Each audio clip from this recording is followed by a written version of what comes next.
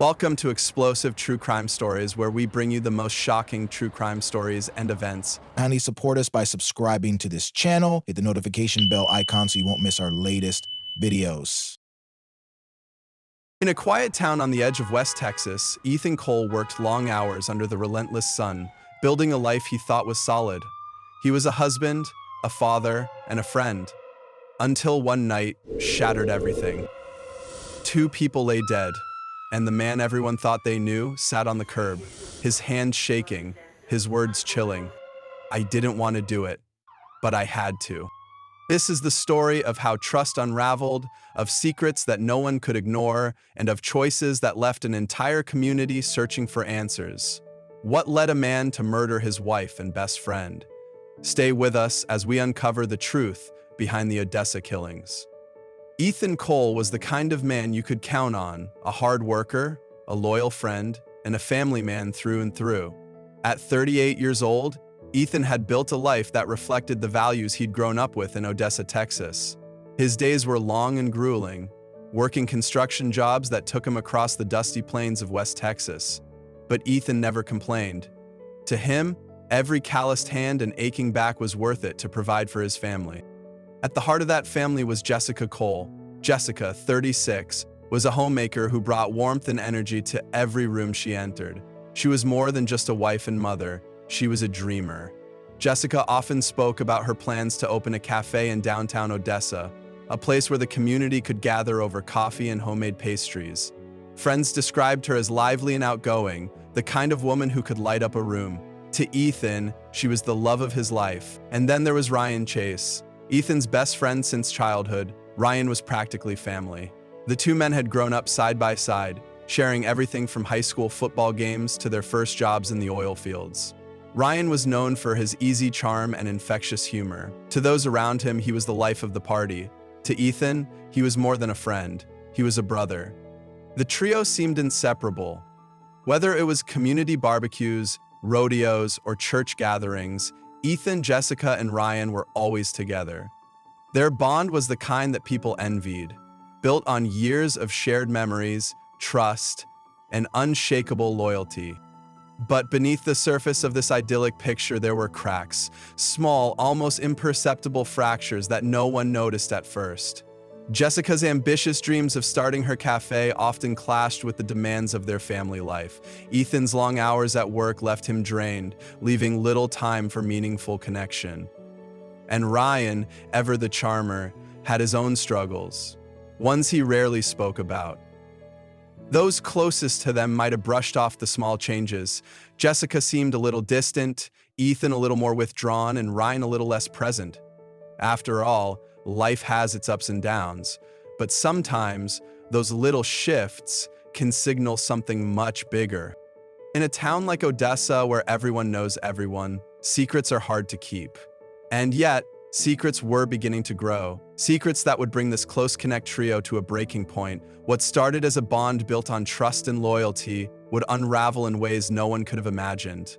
For Ethan Cole, life in Odessa was as steady as the hum of the oil fields surrounding the town. A hard-working construction worker, Ethan had spent years building a home and family he thought were unshakable.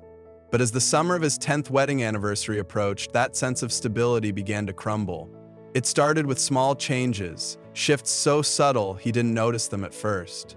By the time he did, it was too late. Jessica Cole had always been the heart of their home. She was warm, energetic, and full of dreams. Dreams of opening a small cafe in downtown Odessa, a place where she could combine her love for baking with her entrepreneurial spirit. Ethan had supported her every step of the way, working long hours to save for her vision. But recently, Jessica had changed. She spent hours at the kitchen table, surrounded by papers and notebooks. Ethan assumed she was working on the cafe, but when he asked to see her progress, the papers were blank, her answers evasive. She started staying out late, claiming she had meetings with suppliers or was researching locations. At first, Ethan believed her. Why wouldn't he? But the inconsistencies began to pile up. Her phone became a constant companion, always in her hand or flipped face down on the counter. Late at night, it would buzz with incoming messages. She claimed it was friends or cafe contacts, but she never shared the details. Ethan tried to dismiss his doubts. She was busy, he told himself. She was stressed. But deep down, he knew something was wrong. And there was Ryan Chase. Ethan's best friend since childhood had always been by his side. Through the ups and downs of life, Ryan had been a constant, more like a brother than a friend. But over the past few months, Ryan had started to pull away. Ryan skipped their usual poker nights, canceled weekend plans, and avoided Ethan's calls. When they did see each other, Ryan seemed nervous, distracted. He avoided eye contact, kept their conversations short, and always had an excuse to leave. Ethan couldn't understand it. Ryan had been such a big part of his life for so long. Why was he pulling away now? Ethan told himself it was just life getting in the way. People got busy, responsibilities piled up. But the timing felt too coincidental. Jessica's distance, Ryan's absence, it was like two pieces of a puzzle he didn't want to solve. What started with little things that didn't make sense. A receipt for dinner at an upscale restaurant, one Ethan knew they hadn't visited together. When he asked Jessica about it, she brushed it off, saying it was part of her cafe research. Then there were more receipts. Hotel stays, expensive charges, unexplained withdrawals from their savings account. Jessica always had an explanation, but none of them felt real. Ethan's mind began to race with possibilities, each one worse than the last. Ethan said. And then there were the texts. Late at night, after Ethan had already gone to bed, Jessica's phone would light up with messages.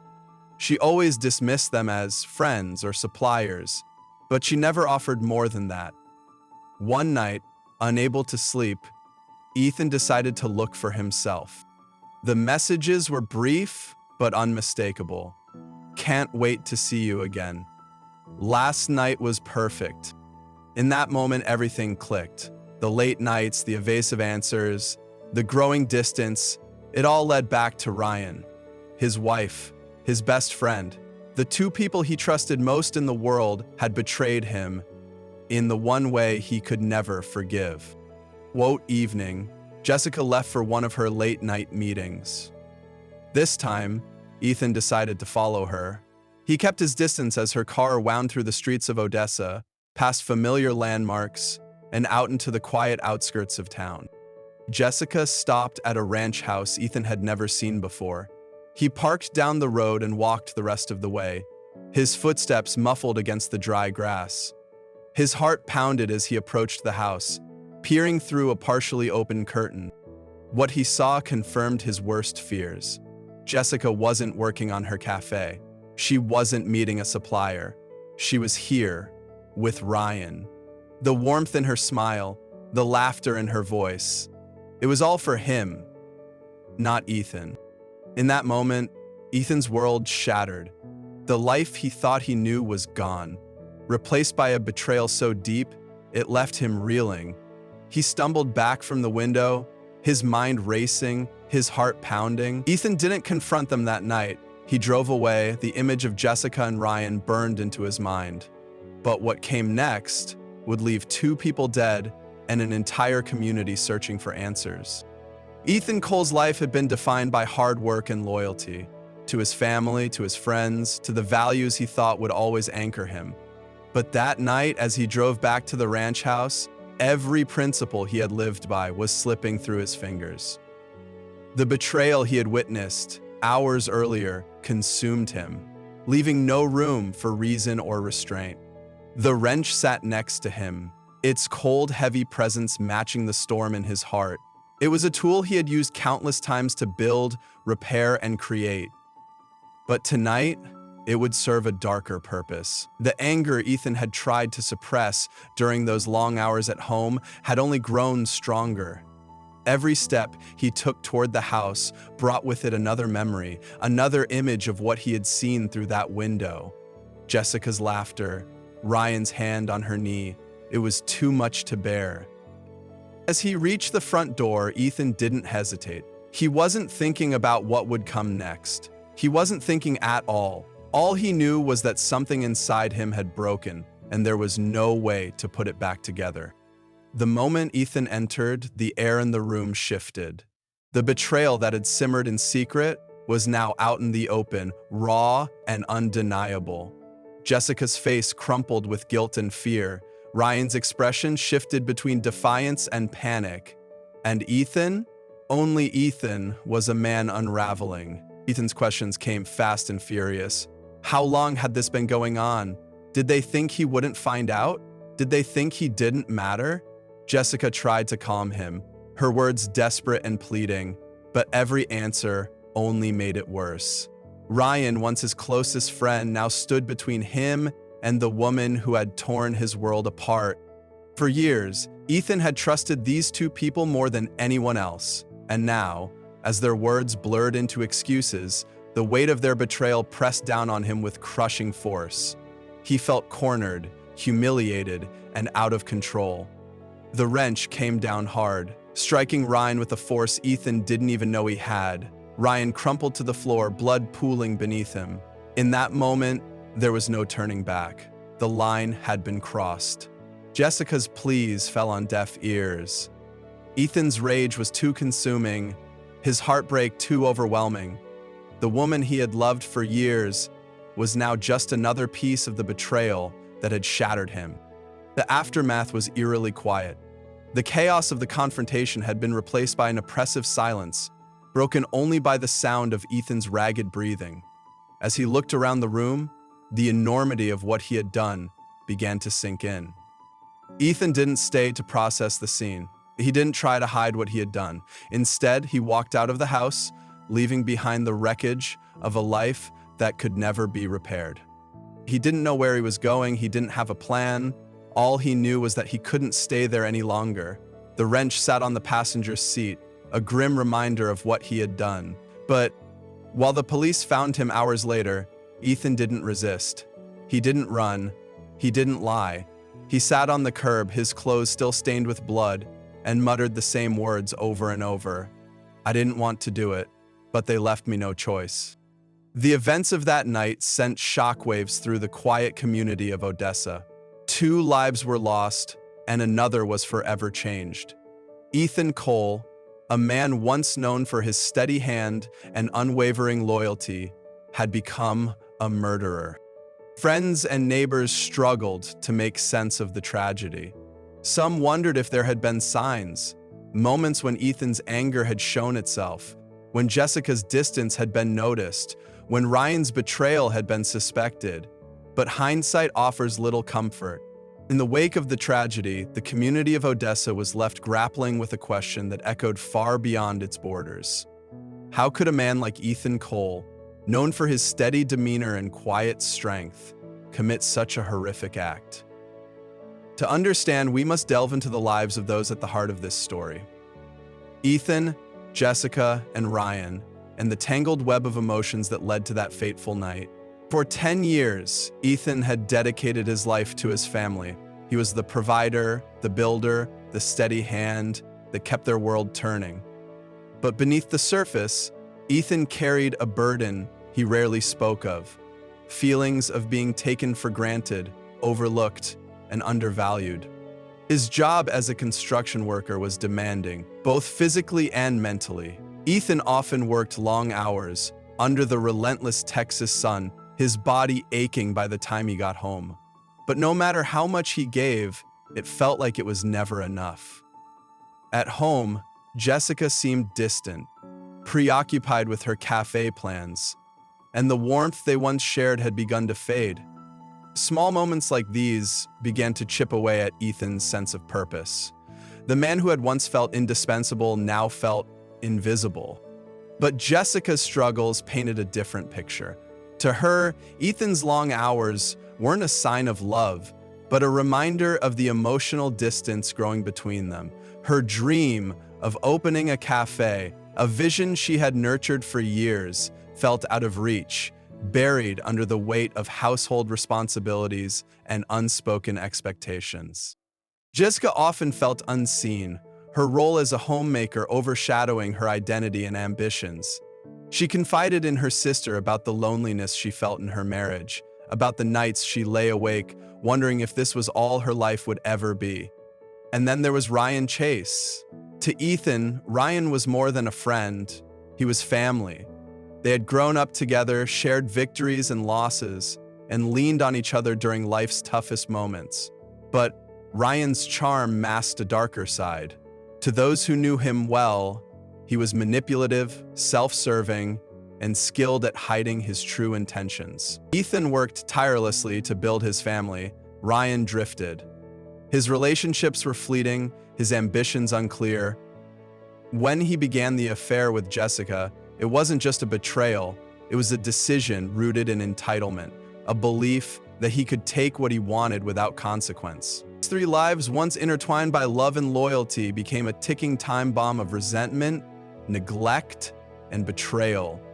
The cracks in their relationships didn't form overnight, but as the years passed, they grew deeper, until the foundation finally collapsed. To understand the full picture, we spoke to the people who knew Ethan, Jessica, and Ryan best. Friends, family, and neighbors who witnessed the fractures long before they became irreparable. Ethan was a quiet guy, always polite. You could tell he worked hard, but lately, there was something in his eyes, like he was carrying a weight too heavy for one man to bear. Jessica didn't seem happy either. And Ryan? He was always hanging around. Looking back, maybe too much. Ethan was solid, showed up every day, did his job, and didn't complain. But he wasn't the same lately. He'd zone out sometimes, like his mind was somewhere else.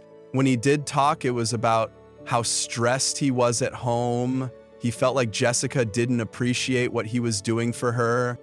Jessica was my best friend. She loved Ethan. I know she did. But she was lonely. She felt like she was putting everything into their life together and wasn't getting anything back. When Ryan came into the picture, I think she saw him as someone who noticed her again, someone who made her feel alive. But it was a mistake. She knew that. Jessica's feelings of neglect and Ryan's manipulative tendencies collided, creating a relationship built on fragile foundations. Their actions didn't just betray Ethan, they shattered the trust and loyalty that had once held them together. Section 10AO. Ryan was always like that, charming, smooth-talking, but underneath it, he only cared about himself. He'd do whatever made him feel good in the moment, no matter who got hurt. Honestly, I'm not surprised he did what he did. For those who knew them, the tragedy felt inevitable in hindsight. A perfect storm of unmet needs, unresolved anger, and irreparable betrayals. This wasn't just a crime of passion, it was the culmination of years of silence, of feelings left unspoken, wounds left untreated, and relationships left untended. The signs were there, but they went unnoticed until it was too late. Ethan Cole's story isn't just about one man's breaking point. It's a reflection of the cracks that form in all of us when love turns to resentment, when trust is broken, and when loyalty is betrayed. It forces us to ask, how much pain can one person endure before they lose themselves? My question is, when you lose yourself, how much pain can one person endure before they lose themselves? The investigation into the deaths of Jessica Cole and Ryan Chase began the moment officers stepped onto the ranch property. What they found inside painted a chilling picture of betrayal and rage. But questions lingered about what had truly transpired that night. A forensics team works methodically, collecting samples and photographing the scene. The ranch house, once a quiet retreat on the outskirts of Odessa, had become a gruesome crime scene. The blood pattern suggested a violent struggle, while the placement of the bodies told detectives that this was no random act, it was personal. The wrench, left on the floor near Ryan's body, was quickly identified as the murder weapon. The solitary grinding repeatedly on the hard floor and the pressure necessary to hold the wrench just right was quickly identified as the murder weapon. Physical evidence was critical to piecing together the events of that night. DNA analysis confirmed that the blood on the wrench matched both Jessica and Ryan. Further examination revealed signs of multiple impacts, suggesting a sustained and deliberate attack. Surveillance footage from a gas station near the ranch placed Ethan's truck in the area on the night of the murders. The footage showed him passing twice, once earlier in the evening and again hours later. This detail raised a critical question for detectives. Why had Ethan returned? And what was his state of mind when he did? While investigators searched Ethan's truck, they found more than just blood traces matching the victims. Tools commonly used in construction, a hammer, a crowbar, and a wrench, were neatly stored in the back seat. While some were clean, others showed signs of recent use. To detectives, this evidence hinted at the possibility of premeditation. While Ethan admitted to the killings during his initial confession, his account of the events raised red flags.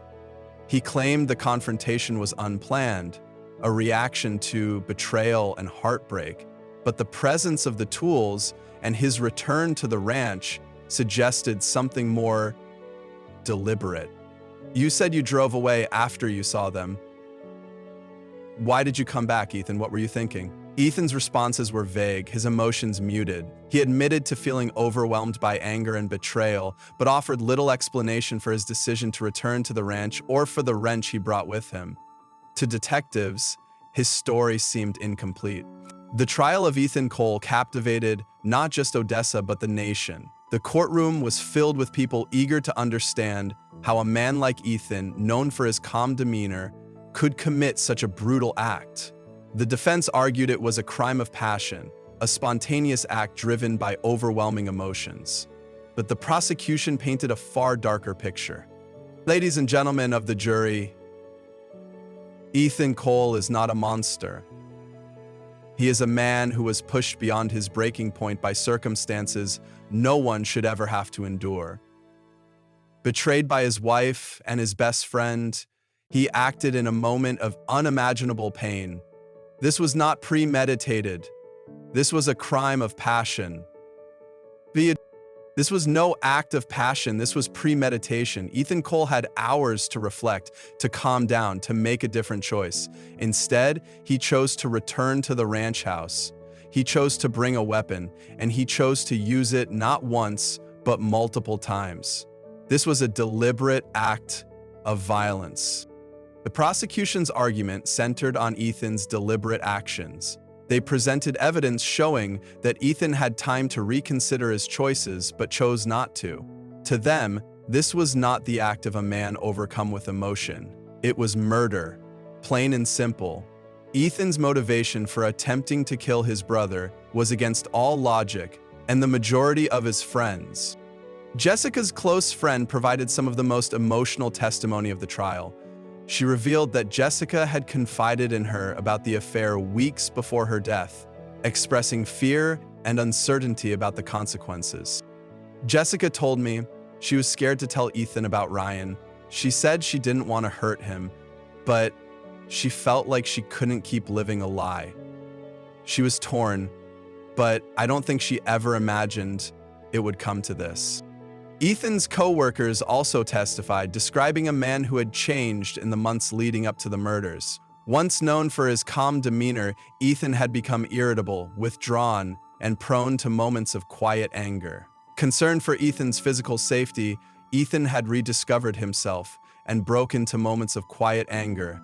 There were days when Ethan just seemed off, like he wasn't all there. One time, he snapped at me over nothing. He'd never done that before. I didn't know what was going on, but something was eating at him. Physical evidence tied Ethan directly to the crime.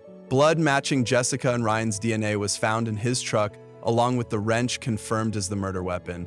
Forensic analysis supported the prosecution's argument that Ethan had planned the confrontation and carried out the murders with intent. After weeks of emotional testimony and compelling arguments, the jury delivered their verdict. Ethan Cole was found guilty of 2 counts of first-degree murder. The judge sentenced Ethan to life in prison without the possibility of parole, a punishment that reflected the severity of the crime and the lives it had taken. For Ethan, it marked the end of a life defined by hard work and loyalty, and the beginning of a new reality defined by regret and loss. The trial of Ethan Cole was not just about the crime, it was about the human capacity for pain, betrayal, and loss. It forced a community to confront difficult questions. How far can a person be pushed before they break? And what does justice mean in the face of such tragedy?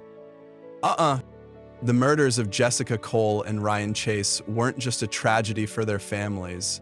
They sent shockwaves through the entire town of Greenfield. For a community built on trust and tradition, the betrayal and violence struck at its very core. People began questioning not only the relationships they thought they understood, but also the deeper, more uncomfortable truths about love, anger, and betrayal. February 29th, for Jessica and Ryan's families, the grief was overwhelming. Jessica was remembered as a devoted mother who dreamed of opening her own cafe, a woman who brought light to those around her, despite her own struggles. Ryan was remembered differently by different people. Some called him a loyal friend. Others described him as charming but reckless. Jessica was my rock. She loved her family even when things were hard. I know she made mistakes, but she didn't deserve this. None of them did. Every day I wonder if I could have done something, said something to stop it. But now it's too late. Ryan was far from perfect, but he was our son. He was funny, full of life, and now he's gone. I can't stop thinking about what his last moments were like, what he must have felt. No parent should have to go through this. While the families mourned, the broader community of Greenfield was left to grapple with the implications of what had happened. Conversations in grocery stores, diners, and church gatherings turned to questions of blame, morality, and the fragility of human relationships. It was at those gatherings that Spencer finally spoke about what had happened. Ethan was a good guy, hardworking, quiet, he loved his family. I just can't wrap my head around how someone like him could do something like this. You never know what's going on behind closed doors. People snap when they've been pushed too far. Doesn't make it right, but it happens. Ryan had a way of pushing people. He always wanted what he couldn't have, and he didn't care who got hurt. But did he deserve to die for it? No. Nobody deserves that. In the wake of the tragedy, community leaders organized meetings to help residents process their emotions and rebuild trust. Counselors encouraged open dialogue about the complexities of relationships, mental health, and conflict resolution.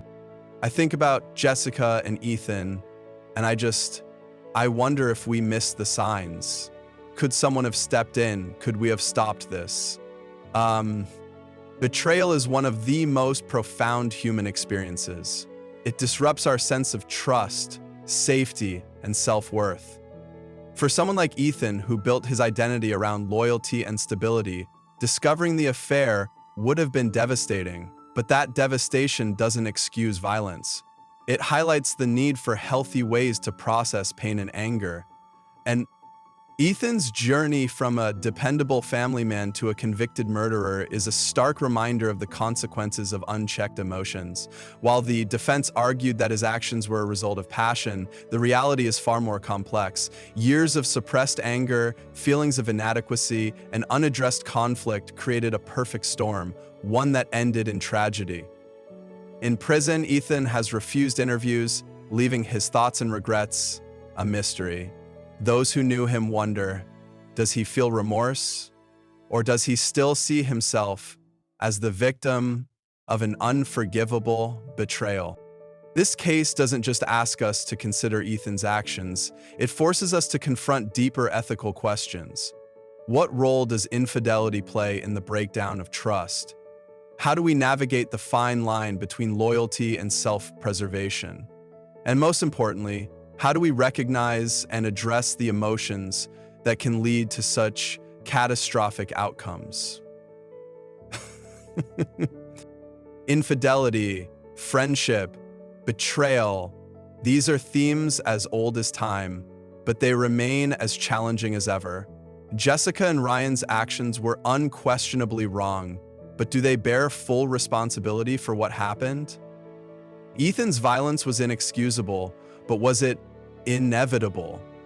The tragedy has sparked conversations not just in Greenfield, but far beyond. Experts in psychology and ethics have weighed in, calling for greater awareness of the warning signs that often precede such events. Signs of emotional distress, unresolved anger, and fractured relationships. And, in the months following the trial, Greenfield has taken steps to heal. Free counseling sessions, workshops on communication, and support groups have been established, offering residents a chance to rebuild and learn from the tragedy.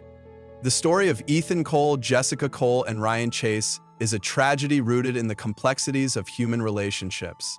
It reminds us of the destructive power of betrayal, the fragility of trust, and the devastating consequences of unaddressed emotions. But perhaps the most haunting aspect of this case is the unanswered questions it leaves behind. Skin. Skin was my favorite character, and the reason I think it's because it's the only one that feels like a baby. Could this have been prevented? Was this the result of a single night's choices or the culmination of years of pain, neglect, and miscommunication? And what can we learn from this to prevent such tragedies in the future? I'm trying to make a video course about this scenario and show people how to. This case is a reminder that beneath the surface of our lives, emotions and decisions intertwine in ways we often fail to understand. The full truth may never be known. What do you think? Was this purely a crime of passion driven by betrayal and unchecked emotions? Or does the evidence suggest a more calculated and deliberate act? We want to hear your perspective. Let us know your thoughts in the comments below, and don't forget to like and subscribe for more compelling true crime stories that delve deep into the mysteries of the human experience. Until next time, stay curious and stay safe.